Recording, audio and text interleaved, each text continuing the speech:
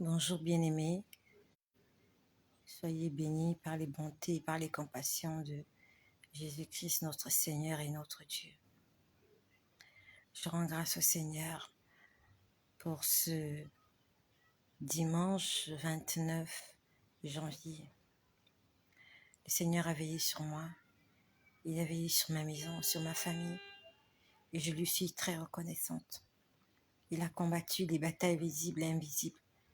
Il m'a réveillée ce matin, il m'a permis d'aller dans sa maison pour l'adorer. Je lui dis merci.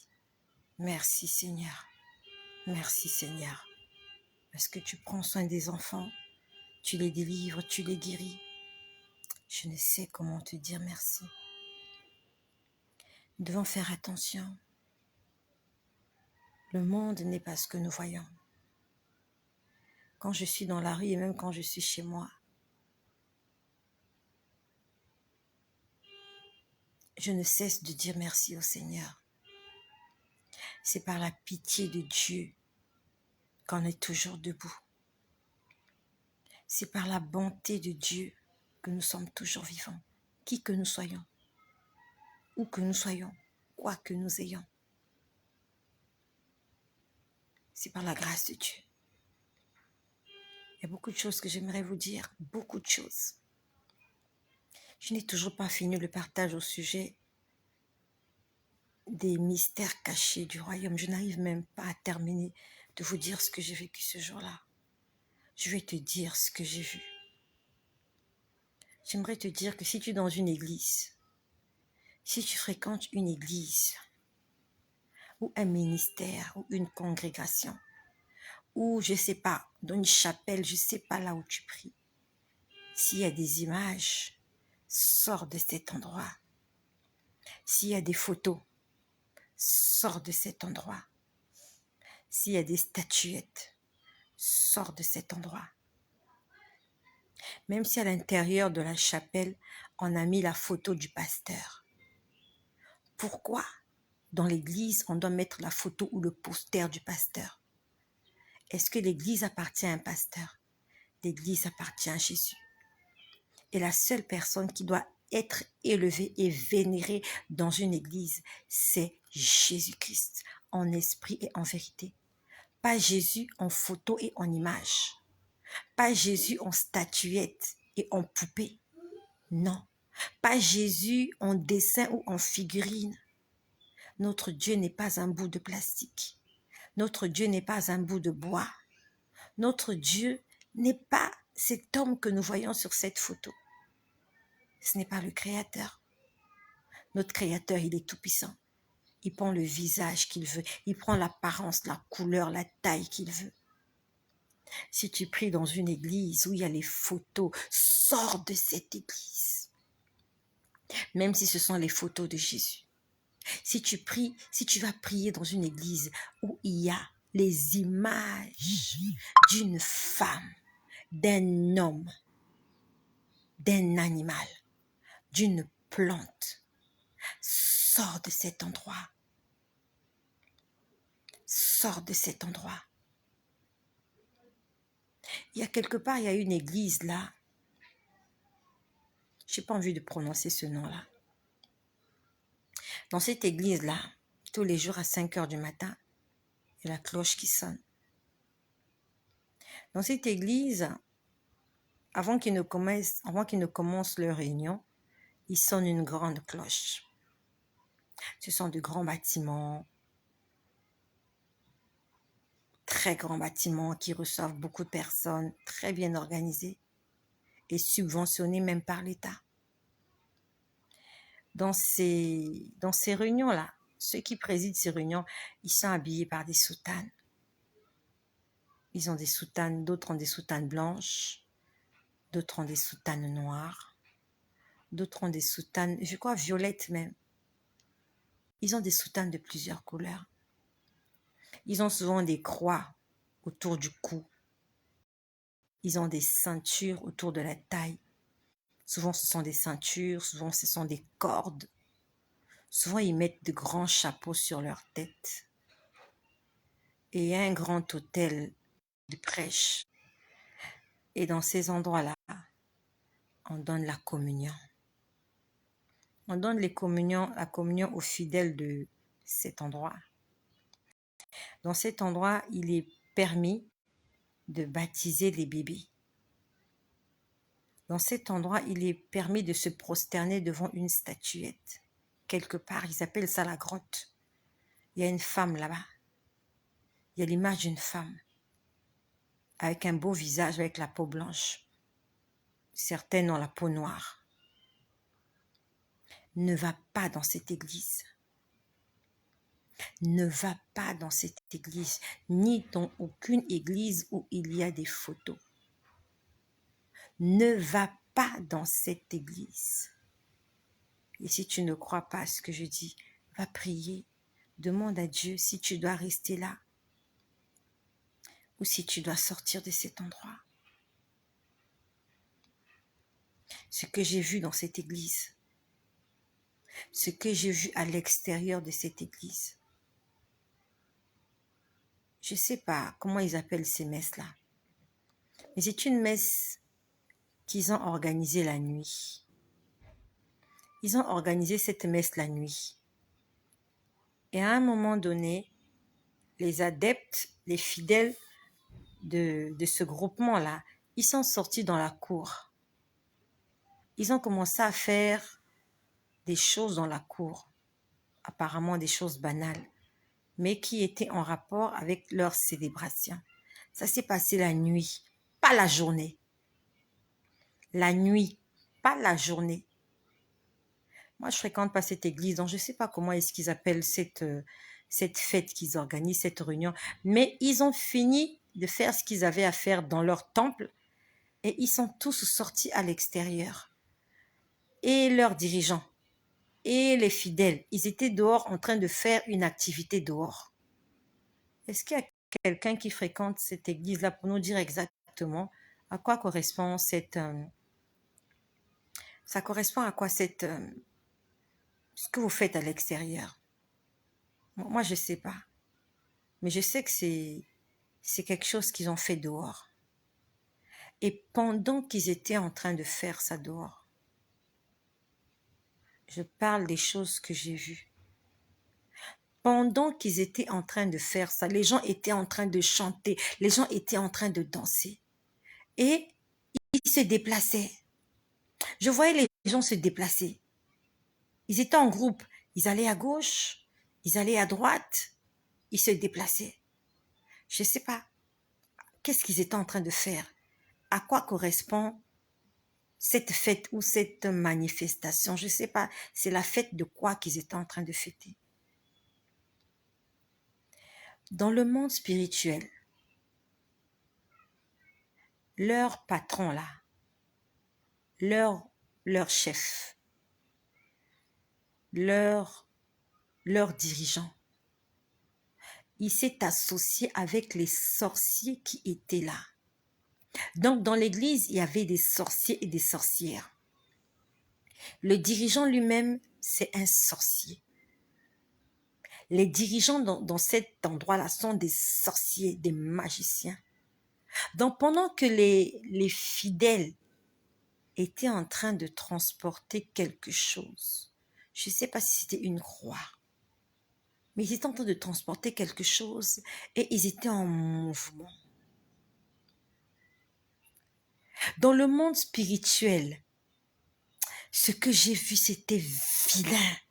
Je n'arrive pas à expliquer, c'est-à-dire que je n'arrive même pas à comprendre ce qu'ils étaient en train de faire. Ça n'avait aucun rapport avec Dieu. Ce qu'ils faisaient n'avait aucun rapport avec Dieu. C'était de la sorcellerie. C'est comme si, j'ai du mal à expliquer ce qu'ils étaient en train de faire. Mais c'est comme si ils ont pris toutes les âmes des gens qui étaient là. Ils ont mélangé ça dans quelque chose. C'est comme s'ils préparaient le manioc. Tu as déjà vu là, on prépare le manioc. C'est comme s'ils faisaient, je sais pas, j'ai du mal. Donc c'est comme s'ils ont pris les âmes de tout le monde sans exception. tout le monde qui a participé à cette réunion-là le soir, dans cette église-là, ils ont commencé dans leur temple. Après, ils sont sortis pour se réjouir à l'extérieur. Mais ils chantaient des chansons religieuses. Ce n'est pas des chansons mondaines. Ce sont des chansons de leur religion qu'ils chantaient. Et ils étaient en train de transporter quelque chose. Je crois que c'était une croix. Si ce n'est pas une croix, donc c'est une statuette qu'ils étaient en train de transporter. Pendant qu'ils étaient en train de le faire à l'extérieur, dans le monde spirituel, je ne sais pas si le prêtre là, il se dédouble ou pas. Parce qu'en fait, le prêtre n'était pas en train d'assister avec eux. Le prêtre était il était dans une autre dimension spirituelle où il a pris toutes les âmes des gens qui étaient dans cette église-là. Ils les ont mis dans des feuilles. On a fait comme le manioc. Oh Yahvé, Jésus-Christ. On a fait comme le manioc. On a pris des gens. On a pris toutes ces âmes-là. Ils ont rassemblé ces âmes-là. Ça formait un petit bloc. Ça formait quelque chose de petit. Ils ont pris ça dans des feuilles. Ils ont mis ça dans des feuilles. Et c'est comme s'ils étaient en train de préparer ça. Donc, la croix qu'ils étaient en train de transporter là, ou la statuette qu'ils soulevaient, c'était pas une statuette. C'était comme un holocauste. C'était comme un endroit de sacrifice. En fait, ce qu'ils étaient en train de faire, ils étaient en train de sacrifier leur âme. Je l'ai vu hier. Tous ceux qui ont participé, tous sans exception, c'était en complicité avec le dirigeant, celui qui fait la messe, et d'autres sorciers qui travaillent aisément et calmement dans cet endroit. Donc, d'un commun accord, en complicité, les sorciers et le dirigeant, bon, souvent ils sont nombreux, il y en a plusieurs souvent. Dans le monde spirituel, vous les voyez là, mais ils ne sont pas là. Ils ne sont pas là. Pendant qu'on faisait la cérémonie, leur esprit n'était pas là. Donc, je ne sais pas, est-ce qu'ils se sont dédoublés? Je me pose la question. Parce que leur dirigeant, il était aussi en train de faire la fête physiquement avec eux. Mais dans le monde spirituel, il était suspendu dans les airs avec les sorciers. Ils ont pris les âmes de toutes les personnes qui sont là. Ils ont mis ça dans une feuille d'un arbre, comme genre feuille de bananier. Vous voyez des grandes feuilles là. Pas des petites feuilles de manguier, non, comme des grandes feuilles de bananier. Ils ont fait du genre, la façon dont les indigènes font la nourriture là. Voilà, ils font la nourriture, ils n'utilisent pas des casseroles, c'était pas des casseroles. Et ils les ont mis dans des feuilles de bananier, mais je sais que c'était des feuilles d'un arbre. On a fait comme un bouquet.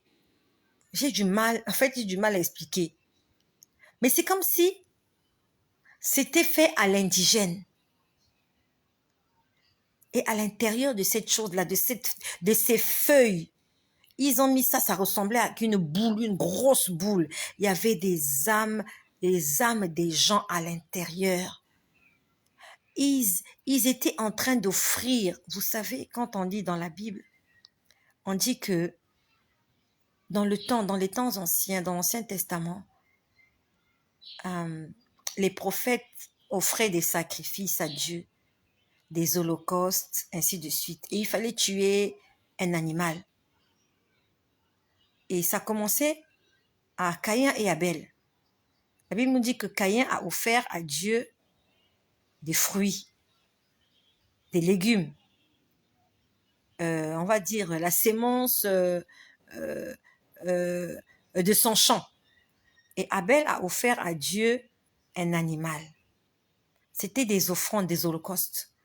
Donc, de la même façon que on offrait les holocaustes, de la même façon comme Élie, lorsqu'il était face aux 400 prophètes de Baal, il a fait un holocauste. Abraham aussi a fait des holocaustes. Moïse aussi a fait des holocaustes. Donc, dans cette église, ils font des holocaustes. Ce ne sont pas des holocaustes des moutons. Ils ont pris les âmes. Donc, toutes les âmes des personnes qui étaient présentes ce jour-là, tout le monde était sacrifié dans la sorcellerie. Je l'ai vu hier soir. Je l'ai vu hier soir. Tu crois que tu pries Dieu? Tout le monde était sacrifié, même les enfants. Ils ont récupéré les âmes de tout le monde. Ils sont montés dans le monde spirituel, mais ça se passait dans la cour. Donc, pendant que les gens s'agitaient dans la cour, là, dans le monde spirituel, il se passait autre chose. Ils ont fait comme un holocauste. Il y avait du bois. Ils ont volé les âmes des gens là. En fait, ils étaient en train de mettre ça sur l'holocauste. Donc, ça veut dire que ces gens-là sont condamnés à mort. Ils sont déjà condamnés à mort. Ils ont déjà été vendus. Ils ont déjà été sacrifiés, bien que vivant sur la terre. J'ai dit, Seigneur, pourquoi? J'ai dit, Seigneur, pourquoi? Il y a des gens qui sont là par ignorance. Il y a des enfants qui sont là parce que la maman l'a amené à l'église. Il y a des enfants qui sont là. C'est le papa qui les a amenés. J'ai dit, il y a des innocents qui sont là, Seigneur.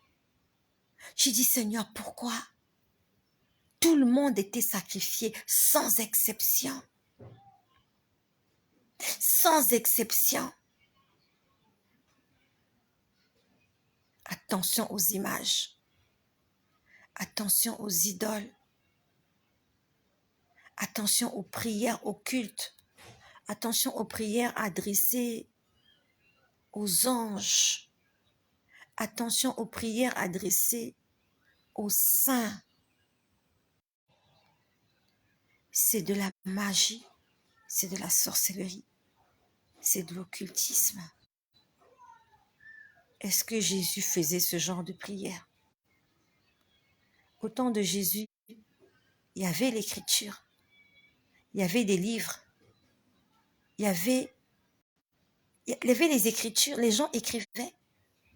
Mais Jésus, lorsqu'il entrait dans le temple, il lisait les livres des prophètes. Il ne priait pas les saints. Jésus n'a jamais adressé une parole à l'endroit de Moïse ou de Jacob ou de Abraham ou d'Isaac. Il parlait toujours de son Père. Il parlait toujours de son Père et il parlait de lui.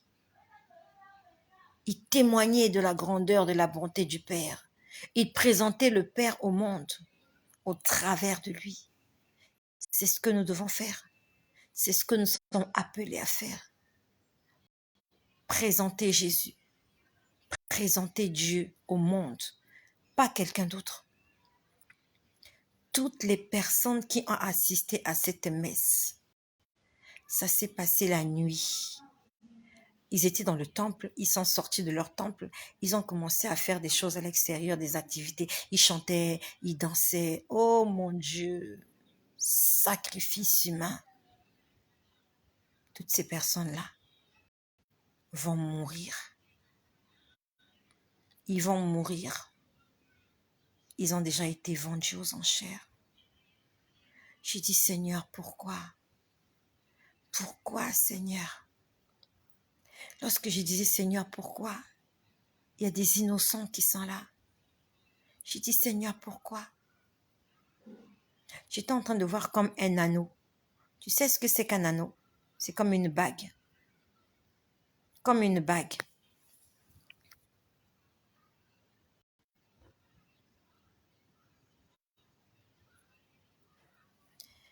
Ça, c'est une bague. On peut aussi l'appeler anneau. Et je voyais un anneau comme ça. À l'intérieur de cet anneau, on a mis 3 tiges. Ça ressemblait à des asperges. Tu connais des asperges, c'est pas grave. Si tu connais pas les asperges, c'est pas grave. Donc pour ceux qui connaissent les asperges, dans cet anneau, dans quelque chose comme cet anneau, on a mis 3 asperges à l'intérieur. Si tu connais pas les asperges, on va dire qu'on a mis 3 tiges. 3 tiges à l'intérieur. C'était des tiges flexibles. C'était comme des tiges en caoutchouc. On a mis 3 tiges à l'intérieur. Et on essayait d'en mettre une 4e. La 4e n'entrait pas. Ça, c'est quand je posais la question, je disais, Seigneur, aie pitié. J'ai dit, Seigneur, pourquoi des innocents doivent être sacrifiés? Parce qu'il y a des innocents. Il y a des petits enfants qui sont là-bas. Ils sont allés parce que maman leur a demandé d'aller, voilà, d'adhérer à tel groupement, ainsi de suite. Les enfants ne savent pas. J'ai dit, Seigneur, pourquoi? Je vois un anneau, comme une bague. À l'intérieur, on met 3 tiges en caoutchouc flexible. Ce sont des tiges qui peuvent se plier, se tordre. On a mis 3 tiges à l'intérieur. On essaie d'en mettre une 4e. La 4e tige n'entrait pas. Je ne sais pas, je le voyais en vision. Donc Dieu était en train de me répondre. On essaie de mettre la 4e tige pour qu'elle entre dans l'anneau, pour qu'il y ait 4 tiges dans l'anneau. La 4e tige n'entrait pas. Ça n'entrait pas. On insistait, ça n'entrait pas. Je me suis dit, mais qu'est-ce qui se passe? Tu sais, souvent Dieu nous parle en parabole. Souvent Dieu nous parle par des signes. Dieu peut te parler par un symbole, par une image. Et dans cette image, il y a toute une histoire. Dans cette image, il y a tout un témoignage. Dans cette image, il y a tout un enseignement. Donc, lorsque tu pries, ou je ne sais pas moi, même quand tu rêves, si tu vois quelque chose, ça signifie quelque chose. Si tu arrivais un mouton, le mouton signifie quelque chose. Même si tu arrivais une fleur, la fleur signifie quelque chose. Souvent, Dieu parle par des signes. Il te montre un signe, mais dans ce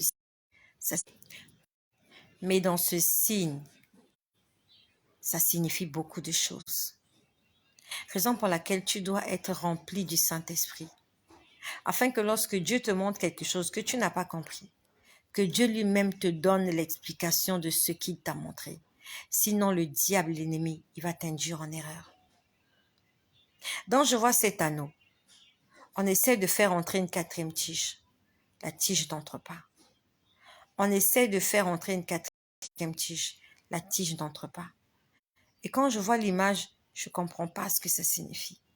J'entends une voix qui dit, « À Jésus soit la gloire. À Jésus soit la gloire. À Jésus seul soit la gloire. À Jésus seul soit la gloire. » Il n'y avait pas de place pour 4 tiges, que pour 3 tiges. La 4e tige n'avait pas sa place dans l'anneau. Et au départ, je ne comprenais pas. J'entendais « À Jésus-Christ seul soit la gloire. » Est-ce que tu peux m'aider à le dire là où tu es? À Jésus-Christ seul soit la gloire. One more time, encore une fois. À Jésus-Christ seul soit la gloire.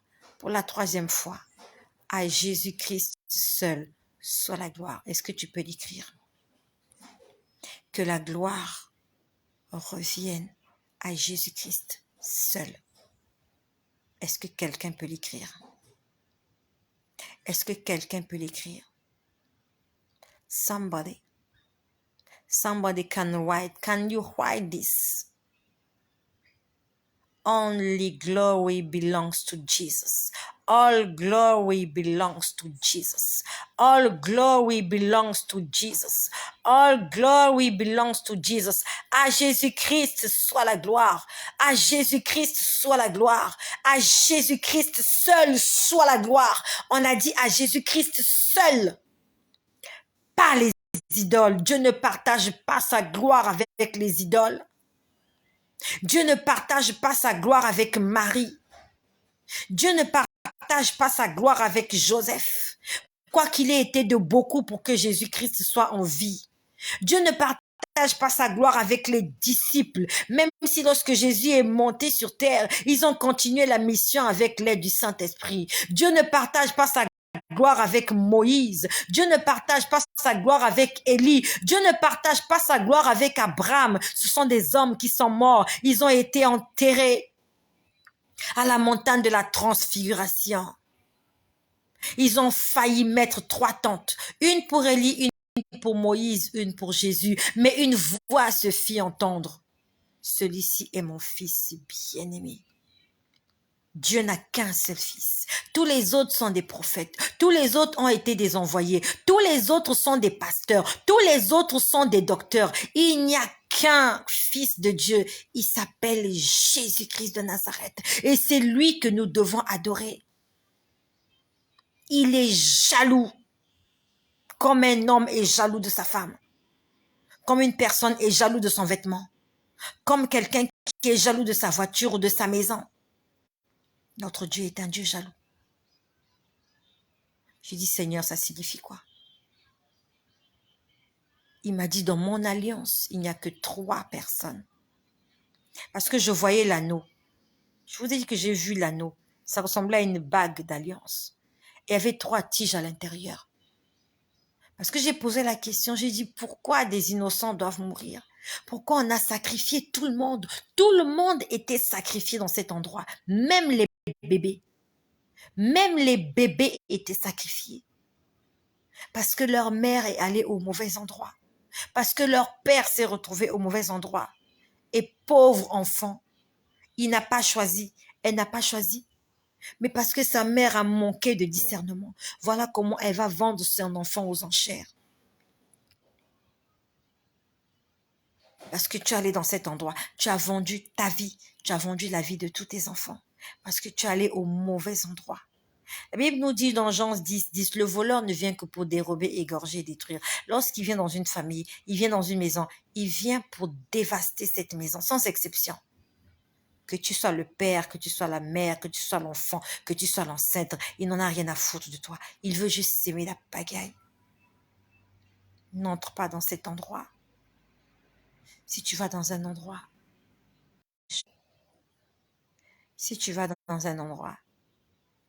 tu aperçois des photos, des images, des statuettes. Sors de cet endroit. Sors de cet endroit. C'est un endroit de sacrifice, un endroit d'holocauste. Et toutes les personnes qui sont là-bas sont déjà des condamnées à mort. Je demandais au Seigneur pourquoi. Il m'a dit, dans mon alliance, il n'y a que 3 personnes. Le Père, le Fils et le Saint-Esprit. Il m'a dit, une 4e personne ne peut pas s'ajouter. Quelle que soit sa taille, quelle que soit sa minceur, la 3e personne ne peut pas entrer dans mon alliance. La 3e tige est restée à l'extérieur. Il m'a dit, tout cela qui ne me servent pas en esprit et en vérité. Tout cela qui n'adore pas le Père, le Fils et le Saint-Esprit. Et qui ajoute autre chose. L'autre chose là, Dieu ne regarde même pas ça. Tu n'es pas dans l'alliance de Dieu. Il m'a dit, tous ces gens ne sont pas en alliance avec moi. Ils n'ont aucune alliance avec moi. Et celui qui n'est pas avec moi est contre moi. La Bible nous dit que celui qui n'a pas l'Esprit de Dieu n'appartient pas à Dieu. Si tu as l'alliance de Dieu sur ton doigt, ça signifie que tu es sa propriété, tu es sa femme. Si tu n'as pas une alliance avec cet homme, ça veut dire que vous n'êtes pas mariés. Le Seigneur m'a dit, à moi seul soit la gloire, puisque j'entendais à Jésus-Christ seul soit la gloire. Dieu n'est pas dans cet endroit. Jésus n'est pas dans cet endroit. Et même quand il y a des miracles, quand il y a des délivrances, c'est de la prestidigitation, c'est de la magie, c'est de la manipulation, c'est du mensonge. Satan est un ange de lumière. Et il sait se transformer en une belle créature. Satan est une belle créature. Quelquefois, il m'est apparu sous la forme d'un bel homme. Je dis des choses que j'ai vues. J'ai vu l'ennemi m'apparaître plus d'une fois, plus de 2 fois, sous la forme d'un beau jeune homme, avec de belles ailes blanches, avec un beau visage, avec des jolis cheveux, mais avec quelque chose en lui qui n'était pas clair. Quand je le voyais, je ne sentais pas l'assurance. Pourtant, c'était un ange, un très bel ange, assis sur une montagne, qui regardait d'un côté. Autour de lui, c'était lumineux, c'était parfait. J'avais l'impression qu'il était dans le soleil. Mais il y avait quelque chose en lui. Il y avait quelque chose qui n'était pas bon. Que le Seigneur te donne le discernement afin de reconnaître l'ennemi, même s'il t'apparaît sous sa forme la plus séduisante. Que le Seigneur t'aide à reconnaître tes ennemis, même s'ils viennent à toi dépouillés et désarmés. Que le Seigneur t'aide à reconnaître l'ennemi, la doctrine de l'ennemi, les enseignements de l'ennemi, les endroits où l'ennemi se manifeste et agit tranquillement. Ne va pas dans cet endroit. Le Père, le Fils et le Saint-Esprit sont les personnes que nous devons invoquer dans notre vie, pas quelqu'un d'autre. Il y a quelqu'un qui doit entrer dans cette alliance. Personne d'autre ne mérite d'entrer dans cette alliance, à part le Père, le Fils et le Saint-Esprit. Tout ce qu'on ajoute est du diable. Tout ce qui vient en ajout est du diable. Lorsqu'on ajoute Marie à la Trinité de Dieu, c'est diabolique. Lorsqu'on ajoute Joseph à la Trinité de Dieu, c'est satanique. Lorsqu'on ajoute les anges à la Trinité de Dieu, c'est maléfique. Lorsqu'on ajoute les saints à la Trinité de Dieu, c'est machiavélique. C'est l'enfer. Ces gens-là sont condamnés. C'est pas la peine de dire je vais là-bas juste pour perdre du temps ou je vais là-bas juste pour accompagner quelqu'un. N'entre même pas dans cet endroit. N'entre pas. N'entre pas. N'accompagne pas quelqu'un là-bas. Tu es complice. La Bible nous dit ne participez pas aux œuvres infructueuses de l'ennemi, mais condamnez-les. Si quelqu'un te dit qu'il va à cette église là où il y a des idoles, ne l'accompagne pas. Laisse-le partir seul. Ne l'accompagne pas. Ils ont sacrifié des gens. Ils ont sacrifié tout le monde. Everybody. Tout le monde a été sacrifié hier.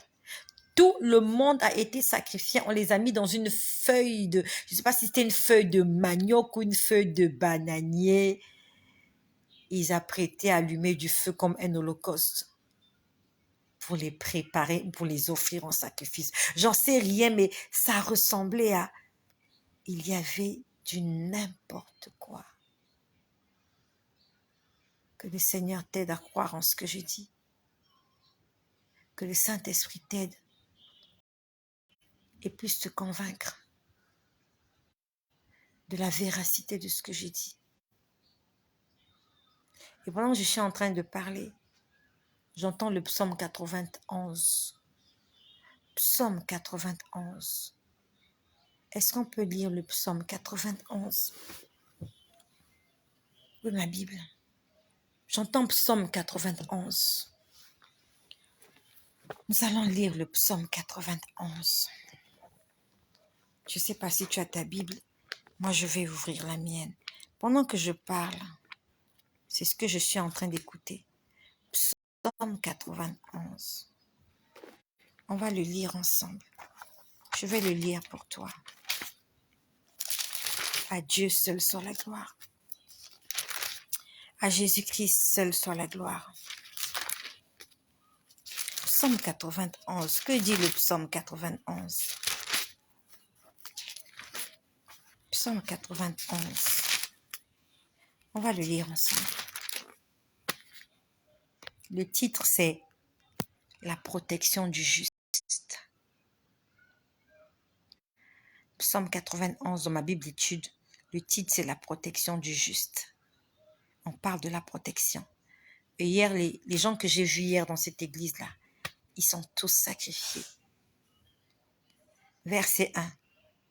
Celui qui demeure sous l'abri du Très-Haut repose à l'ombre du Tout-Puissant. Je dis à l'Éternel, mon refuge, ma forteresse, mon Dieu en qui je me confie.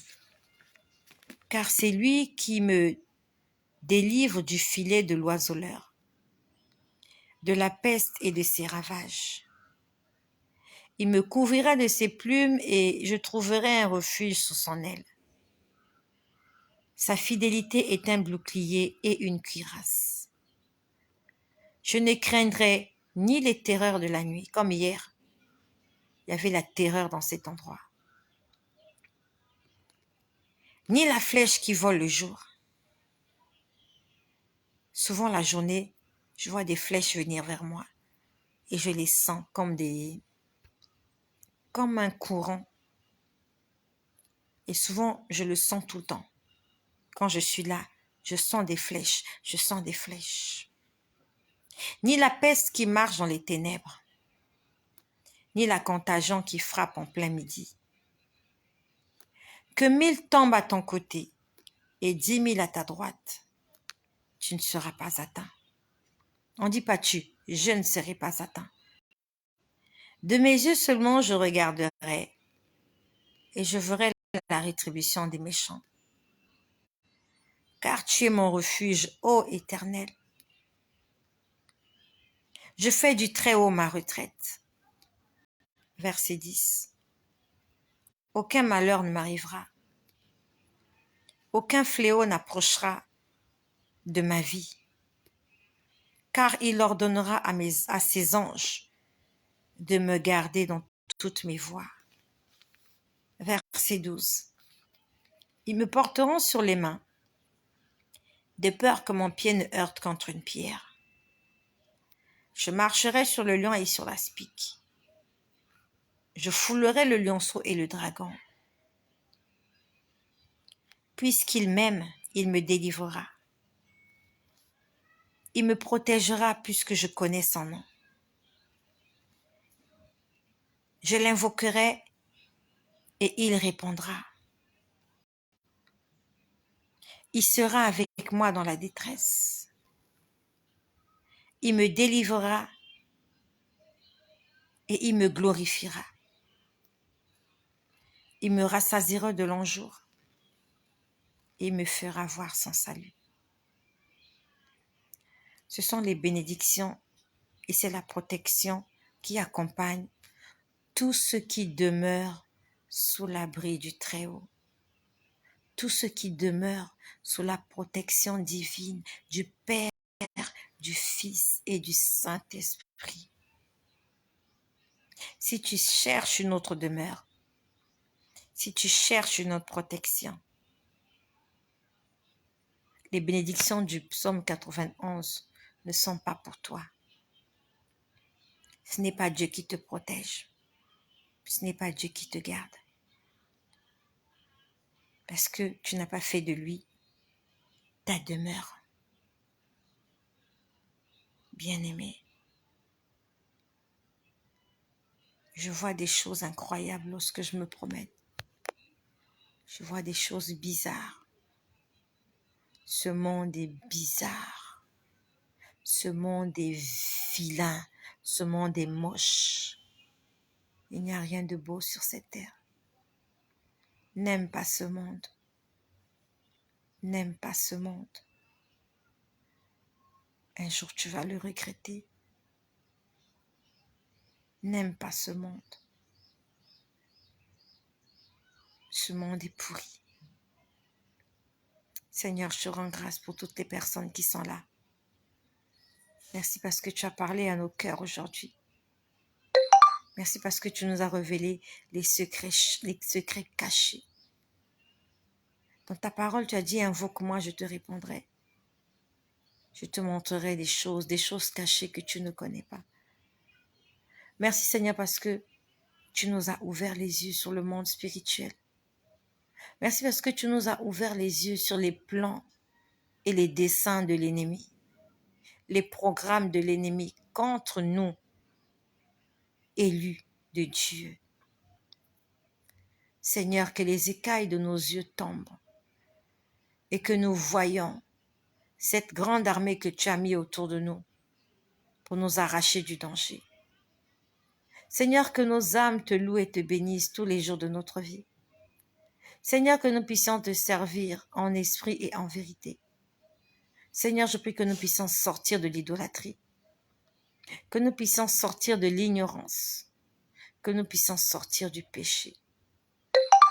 Seigneur, sois notre salut.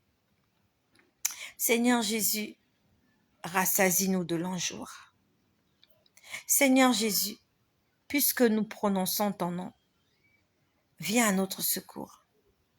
Seigneur, pendant la détresse, pendant les angoisses, protège-nous, Seigneur, afin que nous puissions fouler le lionceau et le dragon. Seigneur Jésus, aide-nous, Seigneur éternel, car nous avons fait de toi notre haute retraite. Tu es notre bouclier, tu es notre rempart, tu es notre étendard. Seigneur, c'est toi qui ordonnes à tes anges de nous garder dans toutes nos voies. C'est eux, Seigneur, qui ta parole